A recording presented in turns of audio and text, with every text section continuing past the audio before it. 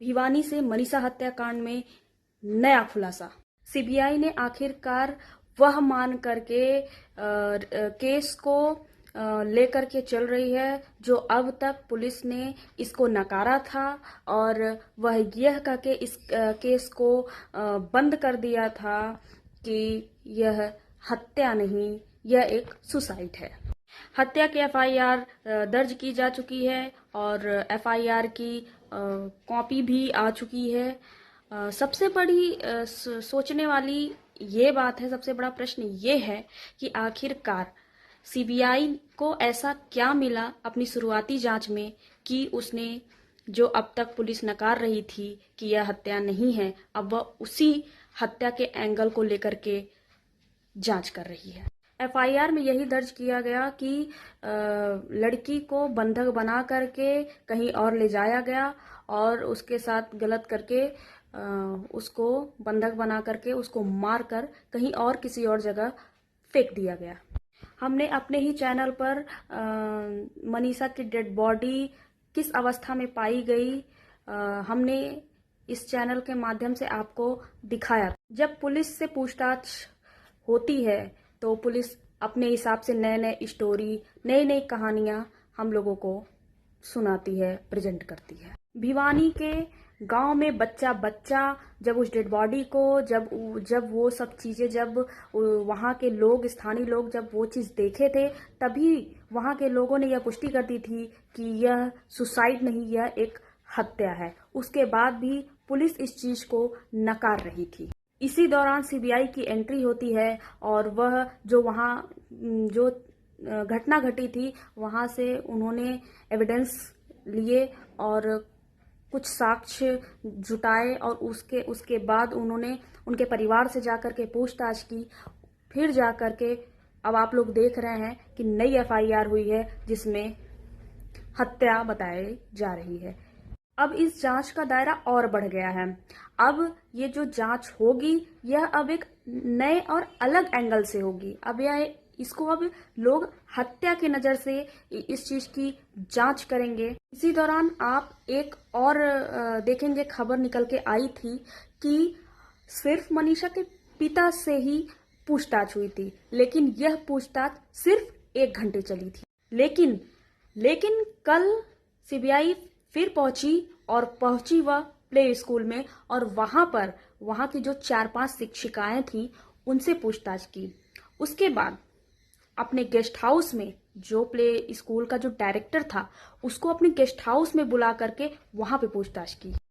Play school का जो director था उनसे भी कम से कम 4 से 5 घंटे पूछताछ की गई और उस पूछताछ के बाद फिर उसके बाद मनीषा के घर सीबीआई गई, यानी 4 बजे वहां पे जा करके फिर उसके बाद वहां पे दादा, पिता, चाचा, जितने भी लोग मनीषा के घर में थे उनसे भी एक अलग कमरे में सबसे अलग अलग पूछताछ हुई और ये भी करीब 2-2.5 घंटे पूछताछ हुई है।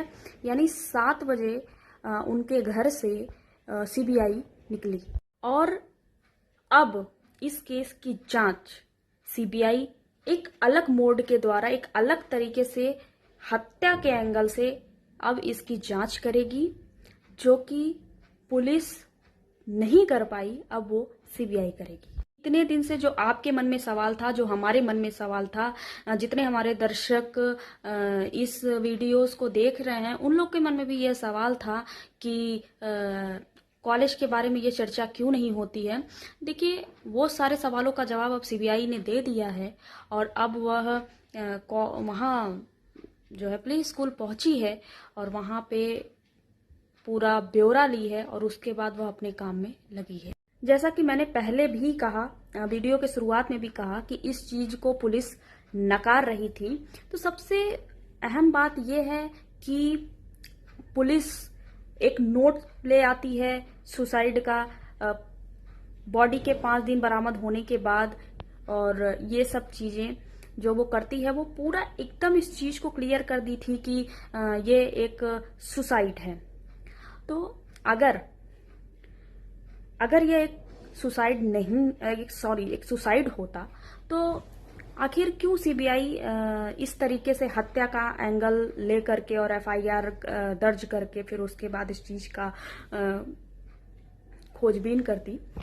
तो कहने का मतलब फिर उसके जो सीबीआई हैं वो मनीषा के पिता से 1 घंटे पूछताछ करती, उनके परिवार वालों से पूछताछ करती, और जो प्ले ग्रुप स्कूल के जो डायरेक्टर हैं रोहित, उनसे पूछताछ करती घंटों, और उसके बाद नर्सिंग कॉलेज में जाके भी पूछताछ हुई।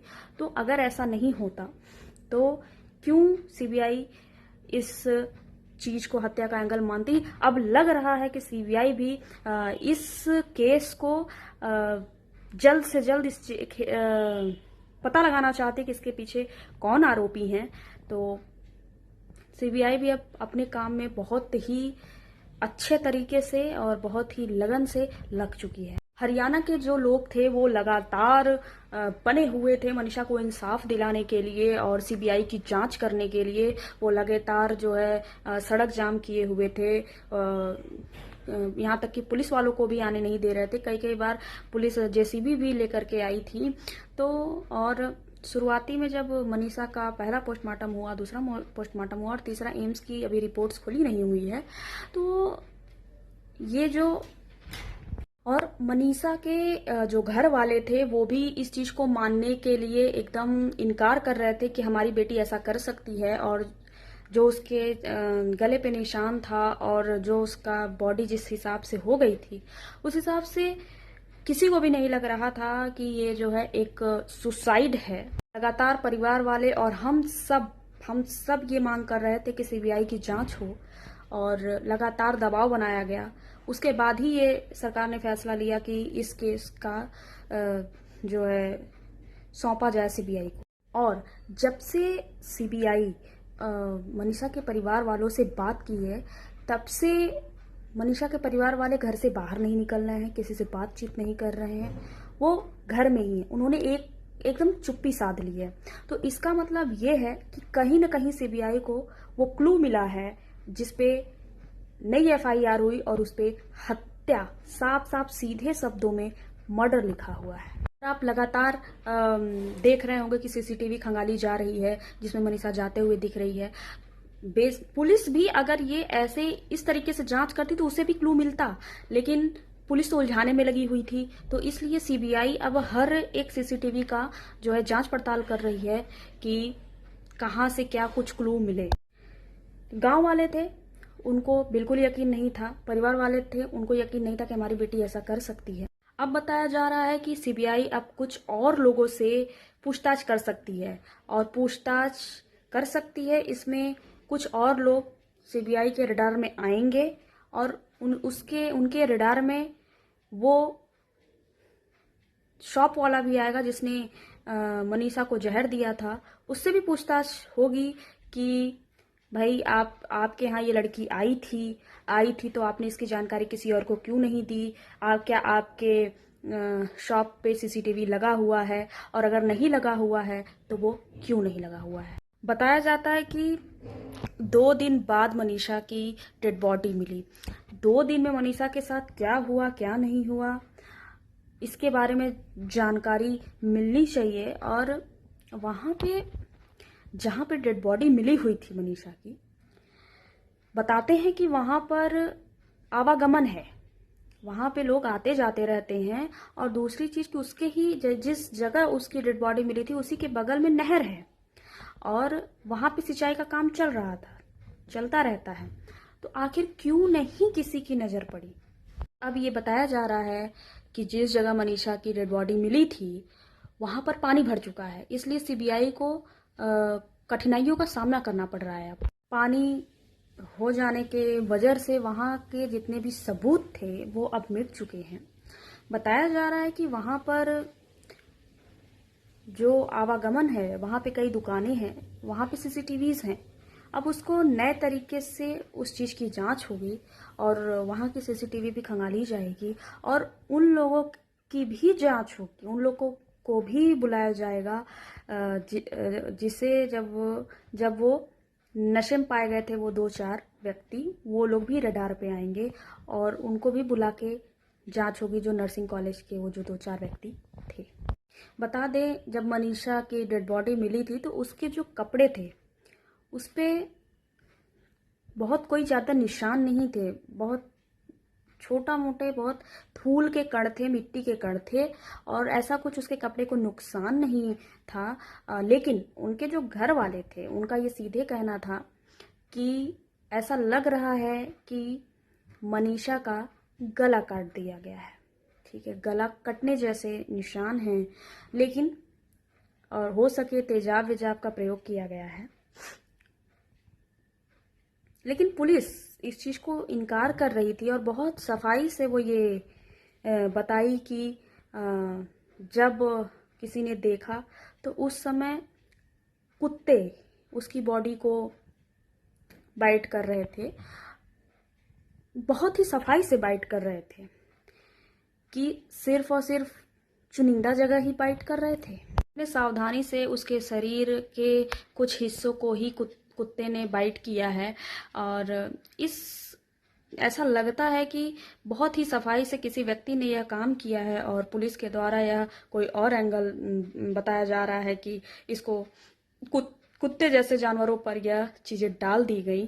तो इस चीज़ पर भी सीबीआई जांच करेगी। जो वीडियोस देख रहे थे, जिन तक हम खबर पहुंचा रहे थे, उन लोग का सीधा कहना था कि जो नर्सिंग कॉलेज है उसको बचाने की कोशिश की जा रही है। लगातार लोग कमेंट कर रहे थे कि जो नर्सिंग कॉलेज है उसके जो मालिक हैं, उसके जो कर्मी हैं, सहकर्मी हैं, उन लोगों को बचाने की कोशिश की जा रही है। तो अब वो लोग भी रडार पे आएंगे और हो सकता है पुलिस भी इस मामले में रडार पर आ जाए। कहीं ना कहीं पुलिस वालों से भी पूछताछ हो रही होगी कि आपने कौन सा एंगल देखा, कौन सी चीज़ें आपकी छूट गई, कौन सी चीज़ों पे आप लोगों ने एक्शन नहीं लिया, और आपने क्यों शुरुआत में एफआईआर दर्ज नहीं की, और आपको कैसे पता चला कि लड़की भाग गई है, और क्या आप जो है ऐसे सारे केसों में आप यही करते हैं। तो ये सब भी तमाम बातें आती हैं। पुलिस अब रडार पे है, उससे भी पूछताछ हो रही होगी। और आपने एक शुरुआती एक स्टेटमेंट बीच में अभी कुछ दिन पहले ही मनीषा के पिताजी की आई थी, हम संतुष्ट हैं सीबीआई की जांच से, ऐसी खबर आई थी। और अभी हाल ही में कल भी उन्होंने एक स्टेटमेंट दिया है कि हम सीबीआई की जांच से संतुष्ट हैं, और जो भी कातिल होगा वो पकड़ा जाएगा, और जो भी जांच चल रही है हम अब ये सबसे संतुष्ट हैं। अगर यही काम पुलिस की होती तो शायद हमें आज सीबीआई की ज़रूरत नहीं पड़ती।